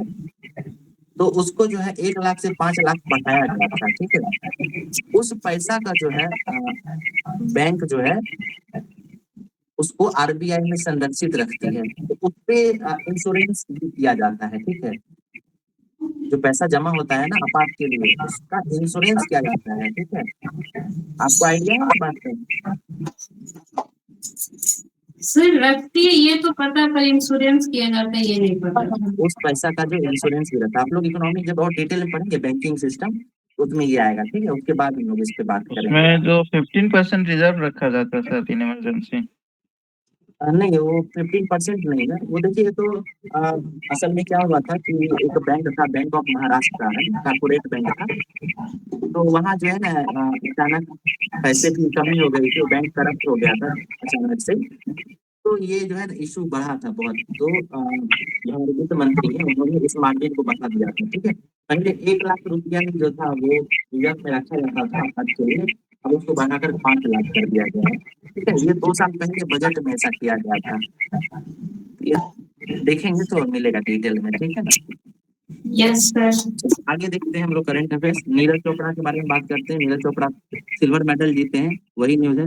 मिनेश फोगट जो है इन्होंने संन्यास ले लिया है, कुश्ती से जुड़ी हुई है। मोहम्मद यूनुस इन्होंने बांग्लादेश का कमान संभाला है, रिपीटेड न्यूज है, स्किप करते हैं। 22 पर्यटन स्थलों के पास निजी घरों में ठहर सकेंगे लोग, ठीक है, ये भी रिपीटेड है। कौन सा योजना था, योजना का नाम बताइए। Home home stay. Home stay योजना, बहुत बढ़िया। कितने स्थल पे लगाया गया? तो 22 पर्यटन स्थल पे अभी ये लगाया गया है। फिर यहाँ देखिए लिस्ट भी दिया गया है, जैसे सीतामढ़ी का पुनौरा धाम है, गया का महाबोधि मंदिर है, विष्णुपद मंदिर है, डोगेश्वरी मंदिर है, प्रेतशिला है, ठीक है। इस तरीके का बहुत सारा है। बांका का मंदार पर्वत है, भागलपुर का विक्रमशिला है, वैशाली का अभिषेक पुष्करणी परिसर है, ठीक है। वैशाली का अभिषेक पुष्करणी परिसर है ना, ये देखिए उसमें रहा हाल फिलहाल में। आप लोगों को पता होगा कि सम्यक बौद्ध इस करके एक वो बनाया गया था म्यूजियम सर। म्यूजियम, तो वो जो है ना ये अभिषेक पुष्करणी परिसर के पास ही बनाया गया था, ठीक है। और वैशाली में जो है ना एक स्तूप का भी निर्माण किया जा रहा है अभी वर्तमान में, हाल फिलहाल में। ये भी करंट में न्यूज में रहा था, ये सब आप लोग याद रखिएगा। ये देखिए सुनीता विलियम्स और विलमोर है ना, बुच विलमोर, ये चर्चा में रहे हैं। हम लोग डेली ये सब न्यूज देख रहे हैं, रिपीटेड हो रहा है, तो बढ़िया हम लोगों को है ना याद हो जाएगा नाम। तो ये 8 महीने और अंतरिक्ष में रहेंगे, ऐसा न्यूज था। इनको जो है स्पेस एक्स के विमान से वापस लाया जाएगा, ठीक है। ये देखिए लाइलाज बीमारी में सरकार की संजीवनी, तो वही है। कुछ दवाओं पर जो है घटाया गया है, शुल्क घटाया गया है, ठीक है। अच्छा ये बताइए कैंसर की दवाओं पर जीएसटी को अभी हाल फिलहाल में घटाया गया है, तो पहले कितना था और अभी कितना किया गया है? पता है जीएसटी कम किया गया, 12 से 5 किया गया है शायद। ठीक है, बस इतना याद रखिएगा कि घटाया गया है। ठीक है, कैंसर नहीं, तो ये पता है घटाया गया, पर कितना घटाया गया नहीं हाँ कोई पता। बात नहीं है, वो इम्पोर्टेंट भी नहीं है, बस घटाया गया है, ये याद रखिएगा। और इस न्यूज को जो अभी बताए हैं हम इसको आप मेल्स में यूज कर सकते हैं ना। आप इंडियन गवर्नमेंट का पॉजिटिव्स अगर आपको दिखाना हो तो उसमें आप ये बता सकते हैं कि भारत सरकार जो है वो भारतीय नागरिकों को बहुत सारा सुविधा दे रही है, उसमें एक जो है ये भी बहुत सराहनीय कदम है। ठीक है, इस तरीके से आप दिखा सकते हैं। देखिए अमन सहरावत है, किस खेल से जुड़े हुए थे बताइए? रेस्लिंग।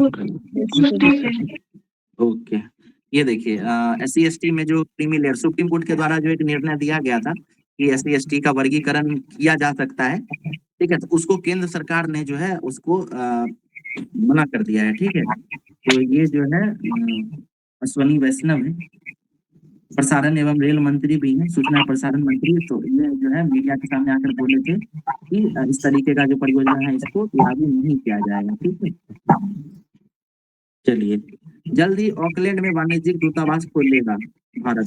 तो ये बताइए ऑकलैंड कहाँ पे, किस देश में अवस्थित है ऑकलैंड? न्यूजीलैंड। न्यूजीलैंड। यानी द्रौपदी मुर्मू जो है 3 देशों की यात्रा पर गई थी, तिमोर लिस्ते, फिजी और न्यूजीलैंड। ठीक है, बिल्कुल। तो न्यूजीलैंड के ऑकलैंड में जो है वो वहाँ पे बोली थी कि यहाँ पे दूतावास खोला जाएगा। ठीक है, बताइए तो न्यूजीलैंड का कैपिटल कहाँ है? वेलिंगटन। ऑस्ट्रेलिया न्यूजीलैंड दो द्वीपों में कैनबरा। कैनबरा। बहुत बढ़िया। तिमोर लिस्ते की राजधानी कहाँ है? दिल्ली। DILI। चलिए देखिए, इराक ने निकाह की उम्र 9 साल करने का प्रस्ताव दिया है। तो इराक जो है वो पीछे की तरफ जा रहा है, 18 से फिर 9 साल पे आ गया है। इसके अलावा जो है समलैंगिक विवाह पर भी प्रतिबंध लगा दिया है, ये भी न्यूज है। ठीक है, मनु भाकर के साथ PR सीरीज भाग होंगे कर चुके हम लोग। भारत का विकास दर जो 7% रहेगा, SBI की रिपोर्ट कह रही है, तो ये स्किप कर सकते हैं। ये देखिए बिहार के एक व्यक्ति हैं, ठीक है, उन्होंने एक पुस्तक लिखा है दमन तक्षकों का। ठीक है, दमन तक्षकों का ये पुस्तक लिखा गया है किनके द्वारा? तो इनको लिखा गया है महावीर मंदिर जो है पटना, उसका जो ट्रस्ट है उसके हेड है आचार्य किशोर कुणाल। ठीक है, ये IPS तो थे सर, वही है ना? जी क्या बोल रहे हैं? ये IPS से पहले वही Acharya Kishore Kunal. Retired IPS officer. हाँ। तो उनके द्वारा जो है ना दमन तक्षकों का ये पुस्तक लिखा गया है। तो उनके बेटे ये वो प्रधानमंत्री को ये पुस्तक भेंट करने के लिए गए थे। ठीक है, और मजे की बात ये है कि पटना का जो महावीर मंदिर है उसके द्वारा ही वहाँ पे सीतामढ़ी में जो है एक मंदिर बनाया जा रहा है ना? कौन सा मंदिर है वहाँ पे? विराट रामायण मंदिर। ठीक है, वो भी बनाया जा रहा है चंपारण में है विराट रामायण मंदिर। हाँ वही, ओके हाँ, पश्चिमी चंपारण, पूर्वी चंपारण में, पूर्वी चंपारण में। तो मोदी जी जो है उनसे जब ये पुस्तक देने के लिए गए थे तो मोदी जी ने इनसे उस मंदिर के बारे में भी पूछा था। ठीक है, तो ये भी मंदिर भी चर्चा में रहा था। ओके, ये बताइए तो विराट रामायण मंदिर जो है ये जो बनेगा तो इसका जो रूपरेखा ये किस तरीके का दिखेगा, है ना? मतलब इसका जो है राम मंदिर। मॉडल जो है वो कैसा बनाया जा रहा है? राम मंदिर। नहीं, राम मंदिर स्टाइल में बनाया जा रहा है। वो ठीक बता रहे हैं आप, लेकिन चर्चा था बीच में कि जो वहाँ कंबोडिया में जो मंदिर है ना, अंकुर वाट मंदिर या फिर उसके जैसा अंकुर वाट, बनेगा, उसके तर्ज पे जो है इसको बनाया जा रहा है। ठीक है, तो ये याद रखिएगा। ये देखिए कैलिफोर्नियम बरामद हुआ था, इसका हम लोगों ने चर्चा किया था। कैलिफोर्नियम नेचुरली ऑकरिंग है क्या, बताइए? सर ये रेडियो एक्टिव है। ये नेचुरली नहीं पाया जाता है, मैन मेड है, है। ठीक है, और रेडियो एक्टिव है, ये ठीक कह रही हैं। इसके अलावा देखिए इसका परमाणु भार जो है ये 98 होता है। ठीक है, एटॉमिक वेट इसका 98 है। ठीक है, बहुत सारी चीजों में इसको प्रयोग किया जाता है, जैसे परमाणु ऊर्जा उत्पादन में प्रयोग किया जा सकता है, ब्रेन कैंसर बीमारियों को ठीक करने में हो सकता है, तेल के कुओं में पानी और तेल के लेयर का पता लगाने के लिए किया जा सकता है, सोना और चांदी के अयस्क की खोज के लिए किया जा सकता है, पोर्टेबल मेटल डिटेक्टर भी बनाया जा सकता है इससे। ठीक है, तो ये सब जो है इसका यूज है। विदेशी मुद्रा भंडार फिर से बढ़ गया है। ठीक है, तो लोग लास्ट वाला चेक करेंगे। ये ये सर अभी 7 से ऊपर चला गया, 7 करोड़। बिल्कुल। अगला न्यूज देखिए क्या है, उपराष्ट्रपति को पद से हटाने का प्रस्ताव। ठीक है। तो उपराष्ट्रपति कौन है अभी वर्तमान में? जगदीप धनखड़, ठीक है। जगदीप धनखड़। जी, तो जगदीप धनखड़ जो है उनको हटाने का प्रस्ताव पास किया गया है।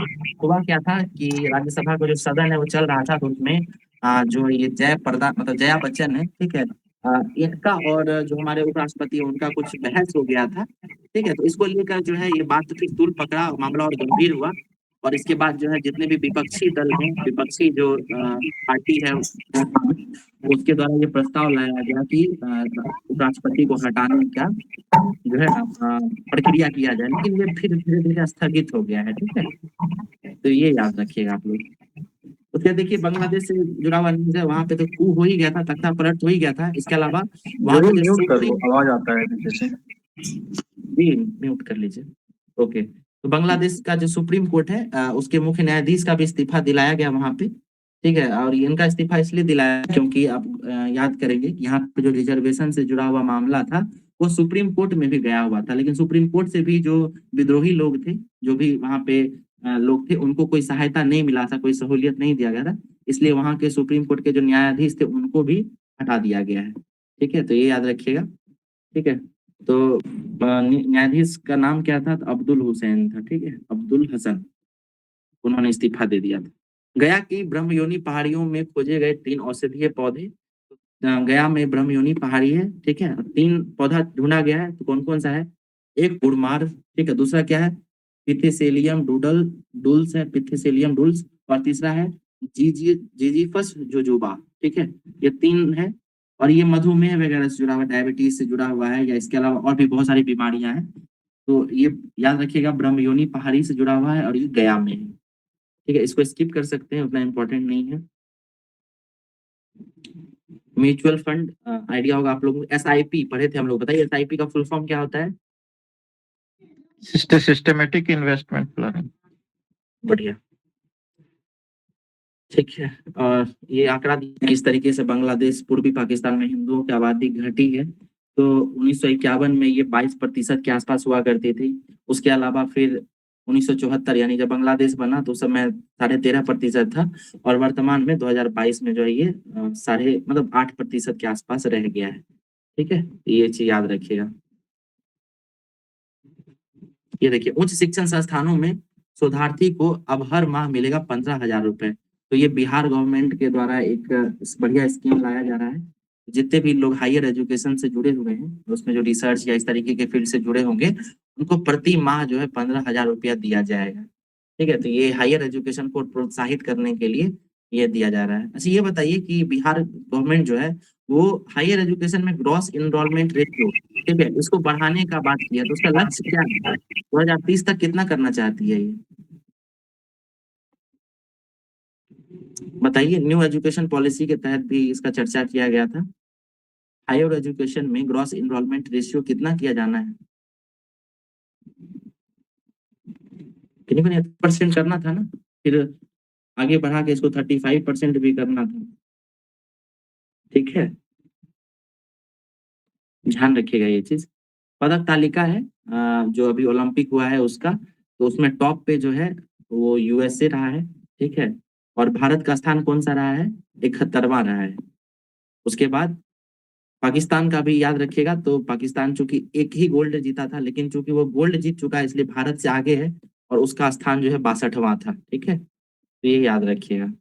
यहाँ देखिए ये आंकड़ा दिया गया है भारत का कैसा प्रदर्शन रहा है। हम लोगों ने लास्ट क्लास में बात किया था कि सबसे पहली बार ओलंपिक में कब भाग लिया था, तो 1900 में जो पेरिस ओलंपिक हुआ था वहीं पे भाग लिया था, ठीक है। भारत ने इसमें 2 रजत पदक भी जीता था। पहला ओलंपिक कहाँ हुआ था बताइए, और साल बताइए कब हुआ था? ग्रीस, एथेंस, 1896 में। बढ़िया, ठीक है। और देखिए फिर बाद के सालों में भारत जो है 1928 से लेकर और फिर लगातार जो है एक स्वर्ण जीतता रहा है। तो ये सारा स्वर्ण जो है इनको हॉकी प्रतिस्पर्धा में मिला था, ठीक है। मॉस्को में भी लास्ट टाइम में ही जीता था भारत स्वर्ण। उसके बाद सीधे बीजिंग ओलंपिक जो चीन में हुआ था उसमें स्वर्ण मिला भारत को, और ये स्वर्ण जो है उसको शूटिंग में मिला था। फिर टोक्यो ओलंपिक में भी भारत को एक स्वर्ण मिला, ये इसको जेवलिन थ्रो में मिला था, ठीक है। तो कुल मिलाकर भारत ने अभी तक 10 स्वर्ण जीते हैं, ठीक है, पूरे ओलंपिक के इतिहास में। 124 साल में मात्र 10 स्वर्ण जीते हैं। और कुल पदकों की संख्या की बात करें तो टोटल 41 पदक हैं भारत के पास। ठीक है, ये 2024 का जो पदक तालिका है उसका दिया गया है पहले स्थान पर। अच्छा, पहले स्थान पर चीन है। ठीक है, 38 गोल्ड के साथ। ये शायद गलत दिया गया है, चीन नहीं है, शायद अमेरिका ही है। अमेरिका बिल्कुल अमेरिका है ये। ओके ठीक है, तो ये जो है ना लेटेस्ट न्यूज था उस टाइम जब प्रकाशित हुआ होगा ये पेपर, उस समय का न्यूज होगा। तो टॉप पे जो है अमेरिका रहा है, उसको 40 गोल्ड है। चीन को भी 40 गोल्ड मिला हुआ है। ठीक है, लेकिन अमेरिका को कांस्य पदक और ये रजत पदक ज्यादा मिला है चीन से, इसलिए अमेरिका ही टॉप पे है। अमेरिका लगातार मतलब टोटल अभी तक जितना भी ओलंपिक हुआ उसमें से 19 बार ये टॉप पे रहा है। ये भी रिकॉर्ड है, ये भी याद रखिएगा आप लोग। 19 बार जो है अमेरिका टॉप पे रहा है। कस्तूरबा की 90% छात्राएं विद्यालय परिषद में ही रहती हैं खुश। ओके, तो कस्तूरबा विद्यालय है ये। ठीक है, इसमें महिला मतलब जो लड़कियों की शिक्षा से जुड़ा हुआ है। छात्रावास बिल्कुल छात्रावास होता है, जिले में खोला जाता है इसको। वन क्षेत्र 24 राज्यों से अधिक बढ़ा। देखिए एक रिपोर्ट आया था, लेकिन ये रिपोर्ट नहीं है। ठीक है, जो हम लोग पढ़ते हैं ना वन संरक्षण रिपोर्ट, फॉरेस्ट सर्वे, वो वाला नहीं। इसको हम लोग बाद में देखेंगे, पूरा एक बार रिपोर्ट ही देख लेंगे तो ये क्लियर हो जाएगा। इसको स्किप कर देते हैं। ये देखिए एक दिग्गज स्थापक है किपचोंगो, इन्होंने संन्यास ले लिया। ये मैराथन दौड़ते थे। ठीक है, तो इन्होंने संन्यास ले लिया। अगला देखिए, ये बढ़िया न्यूज है और बहुत इंपॉर्टेंट, क्या इसको पूछे जाने की पूरी संभावना है इसमें। बिहार का पहला सुपर कंप्यूटर, इसका नाम क्या है? परम बुद्ध। इसको बनाया गया है सीडैक पटना के द्वारा। ठीक है, तो परम बुद्ध का नाम जरूर याद रखिएगा, ये पूछा जा सकता है। टीवी सोमनाथ होंगे कैबिनेट सचिव, इसके बारे में पहले भी चर्चा किया था। इससे पहले जो टीवी सोमनाथ थे वो वित्त सचिव थे, और वित्त सचिव से हटाकर इनको कैबिनेट सचिव बनाया गया है। कैबिनेट का पद जो होता है ना, ये आप कह सकते हैं कि जितना भी आईएएस आईपीएस मतलब जो भी एडमिनिस्ट्रेटिव सर्विसेज हैं, उसका जो टॉप पोस्ट होता है ना, वो कैबिनेट सचिव का होता है। ठीक है, तो अभी जो है कैबिनेट सचिव कौन है? तो ये हैं टीवी सोमनाथ। इससे पहले कौन थे? राजीव गावा थे क्या शायद? जी ओके, आगे चलते हैं। तिमोर लेस्ते का सर्वोच्च नागरिक पुरस्कार मिल गया है द्रौपदी मुर्मू को। इसका हम लोगों ने चर्चा किया था। ठीक है, तो इस अवार्ड का नाम क्या है? इसका नाम है grand collar of the order of Timor Leste. इसमें भी लेस्ते यानी शब्द जुड़ा हुआ है, तो याद करना आसान है। इसकी राजधानी दिल्ली थी, इसके बारे में हम लोगों ने चर्चा किया था। ठीक है, लॉस एंजलिस मतलब अगला ओलंपिक जो है 34वें क्रम का कहाँ होगा? अमेरिका के लॉस एंजलिस में होने वाला है। ठीक है, ये न्यूज है। अब यहाँ से देखिए पैरा ओलंपिक का न्यूज शुरू हो रहा है। पैरा ओलंपिक भी हुआ था, तो बिहार के शैलेश जो थे इनका पैरा ओलंपिक में चयन हुआ था। ये जमुई के खिलाड़ी थे और ये ऊंची कूद प्रतिस्पर्धा में भाग लिए थे, लेकिन ये मेडल नहीं जीत पाए। ठीक है, तो ये न्यूज याद रखिएगा आप लोग। फिर इस ओलंपिक का समापन हो गया। समापन समारोह में ध्वज वाहक रही थी मनु भाकर और पीआर श्रीजेश। ठीक है, देखिए इस साल जो बजट पास किया गया था उसमें ये बात कही गई थी कि भारत सरकार के द्वारा 100 नई किस्मों को ठीक है कहते हैं ना, वो मॉडिफाइड जो किस्म होगा उसको जलवायु अनुकूल कृषि। हाँ, जलवायु अनुकूल जो होगा उसको दिया जाएगा, लागू किया जाएगा। तो मोदी जी जो है 61 फसलों की 109 किस्मों का जो है वैरायटी इसको लॉन्च किए थे। तो वही बजट में जो दिया गया था प्रावधान, उसी से जुड़ा हुआ न्यूज था, ये याद रखिएगा। देखिए उड़ीसा में 13,944 छात्रों ने एक साथ राष्ट्रगान गाकर बनाया रिकॉर्ड। तो याद रखिएगा कि ये उड़ीसा राज्य से जुड़ा हुआ है। बहुत सारे छात्र एक साथ राष्ट्रगान गाए थे और ये रिकॉर्ड बनाया गया था। ठीक है, आगे चलते हैं। ये देखिए ब्रेक डांस, ये ओलंपिक में एक प्रतिस्पर्धा, ये शुरुआती दौर में ये प्रतिस्पर्धा ओलंपिक में नहीं जुड़ा हुआ था, लेकिन बाद के समय में ब्रेक डांस जो है ना, इसको भी ओलंपिक में खेल की तरह जोड़ा गया। ठीक है, और कनाडा जो है इसमें ब्रेक डांस में जीता है। ठीक है, कनाडा के फिल विजार्ड हैं, वो ब्रेक डांस में जीते हैं, ये याद रखिएगा। इस साल ओलंपिक में कुल कितने नए खेलों को जोड़ा गया था? बस संख्या बताइए। चार सर, चार। बढ़िया बढ़िया, 4 खेल। और अगले ओलंपिक में क्रिकेट को जोड़ा जाएगा। ठीक है, पुरुष क्रिकेट के T20 खेल को, ये भी याद रखिएगा। ये देखिए अमेरिका की 19वीं बार बादशाहत, यानी 19वीं बार जो है अमेरिका टॉप पे रहा है। ठीक है, ये याद रखिएगा। ये देखिए अभी जो ही शायद बता भी रही थी ये सेंट मार्टिन द्वीप के बारे में, तो ये बांग्लादेश का ही एक द्वीप है। इसके बारे जो चूंकि बांग्लादेश में जो है तख्ता पलट हुआ था, तो उसको लेकर जो है कई मतलब न्यूज आ रहे थे कि क्यों हुआ, इसका रीजन का। तो एक रीजन जो है ये भी बताया जा रहा है कि अमेरिका जो है वो बांग्लादेश के सेंट मार्टिन द्वीप को उस पे कब्जा करना चाहिए, कब्जा नहीं मतलब उस पे जो है ना एक मिलिट्री वहां पे वो अड्डा खोलना चाहता था, सैन्य अड्डा स्थापित करना चाहता था, लेकिन बांग्लादेश जो है इसके लिए राजी नहीं हुआ।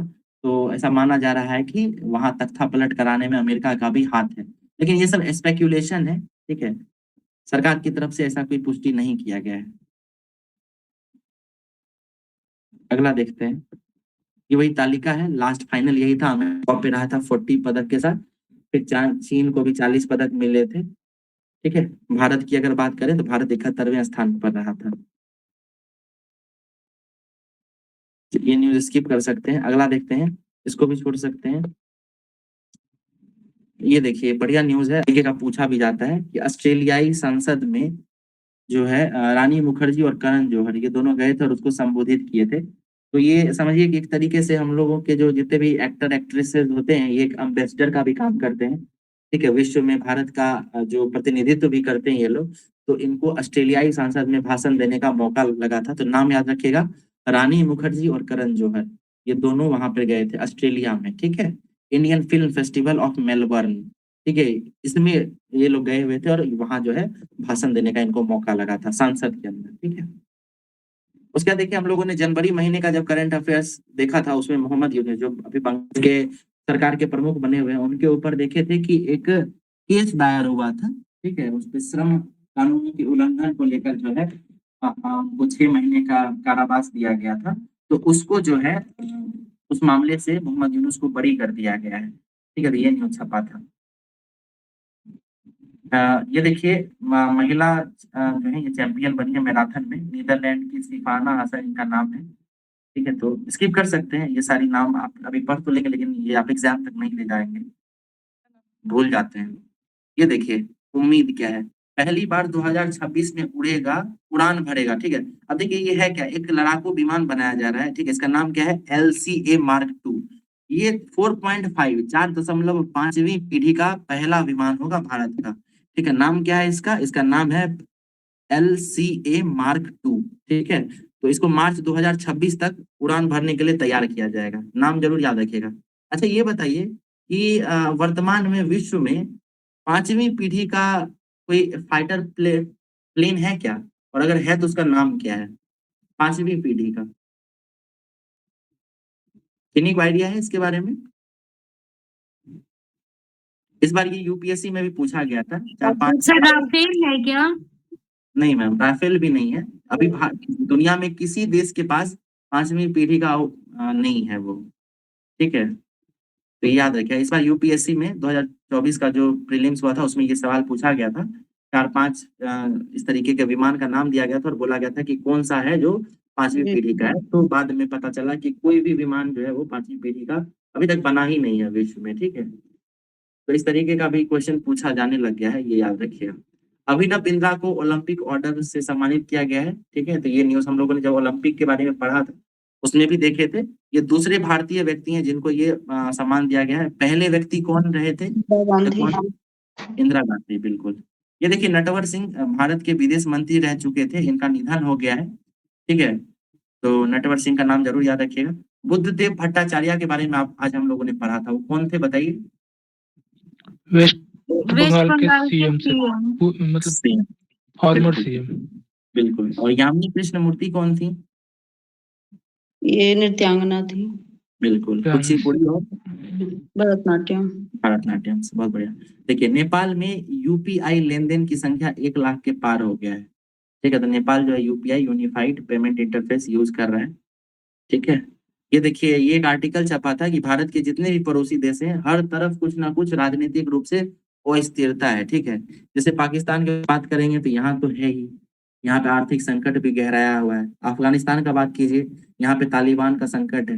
नेपाल का बात कीजिएगा, यहाँ पे बार बार सरकार बदल जा रही है। अभी कौन है नेपाल के प्रधानमंत्री? केपी शर्मा ओली। बात करें तो चीन और भारत का जो है ये सीमा विवाद है। इसके अलावा ये अलग जो है अपना विस्तारवादी नीति अपनाए हुए है, दक्षिण चीन सागर या बॉर्डर रोड इनिशिएटिव वगैरह है, तो भारत को काउंटर करते रहता है।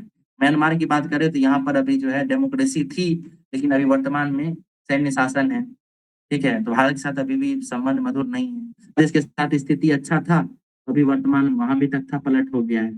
श्रीलंका की बात करें तो यहाँ आर्थिक संकट गहराया हुआ है। ठीक है, मालदीव यहाँ पे है, मालदीव का चर्चा करेंगे तो मालदीव के साथ भी दिक्कत हो गया था, है ना। वो भी वहाँ जो सरकार में परिवर्तन हुआ तो उसका झुकाव चीन के तरफ था। ठीक है, मोइजू की सरकार जो बनी थी, तो भारत का जितने भी आसपास के जो पड़ोसी हैं उसमें कुछ ना कुछ चुनौती ही चल रहा है भारत का। तो अगर मेंस में अगर आप इस तरीके का कोई प्रश्न लिखते हैं भारत की विदेश नीति से जुड़ा हुआ, तो आप ये सारा फैक्ट जो है यूज कर सकते हैं। ठीक है, ये देखिए, हर खेत तक पानी पहुंचाने में लघु जल साधन फिसड्डी। मतलब क्या है कि लघु जल साधन जो है ये जिस तरीके से इसको काम करना चाहिए उस तरीके से काम नहीं कर पा रहा है बिहार में। ठीक है, बस यही है और इसमें कोई खास आंकड़ा नहीं दिया गया है। ठीक है, दो चार और न्यूज देख लेते हैं। ऊर्जा क्षेत्र में निवेश की संभावना तलाश रहा, तो ऑस्ट्रेलिया जो है बिहार में नवीकरणीय ऊर्जा की संभावनाओं को बढ़ाने में जो है ना हेल्प करेगा। बस इतना समझ लीजिए कि ऑस्ट्रेलिया जो है वो हेल्प कर सकता है बिहार में रिन्यूएबल एनर्जी के क्षेत्र में। ठीक है, ऑस्ट्रेलिया देखिए ये यही है कि रिन्यूएबल एनर्जी और जो इस तरीके का कुछ परियोजना है इसमें हेल्प करेगा। ठीक है, अगला न्यूज देखते हैं। शांति तत्व कम्युनिटी के बारे में पढ़े थे, ये अभी वर्तमान में किस कैटेगरी में आते हैं ये बताइए। पहले बीसी में पहले एबीसी में थे, फिर इनको एससी में डाला गया और फिर से इनको एबीसी में डाल दिया गया। ठीक है, चलिए अगला देखते हैं।